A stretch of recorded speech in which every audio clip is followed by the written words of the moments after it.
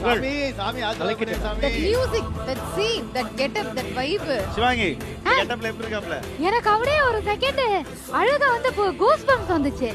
சூப்பர்னே, செம்ம ப்ரௌட்னே. உன்ன நினைச்சாரே. Excellent. Wonderful.